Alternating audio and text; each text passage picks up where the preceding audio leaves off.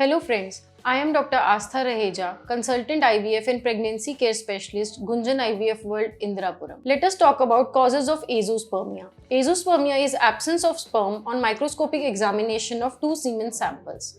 Its prevalence varies from 1% in normal population and 15% in infertile men. What are the causes of azoospermia? Azoospermia can be non-obstructive or obstructive. Non-obstructive, the problem lies in sperm production. It can be pre-testicular or testicular. Now, what is the difference between two?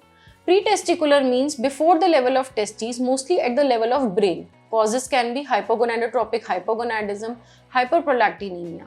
Mostly pre-testicular causes are treatable. Testicular causes include injury to the private part, infections like mumps or orchitis, radiation exposure, cryptorchidism, which is undescended testes, intake of some gonadotoxins, varicocele. Mostly testicular causes are irreparable except varicocele. Coming to the obstructive causes include obstruction, that is failure of sperm discharge through the urethral meatus.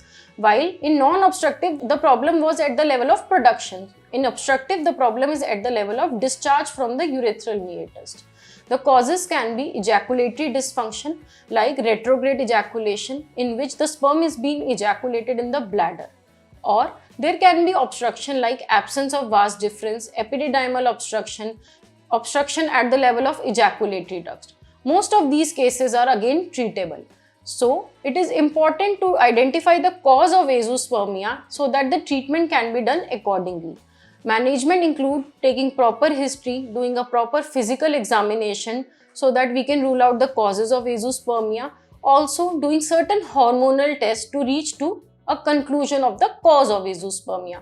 Once the cause is identified, treatment can be done accordingly. So if you have any queries regarding same, you can write to us in the comment section. Me and my team will get back to you. Thank you.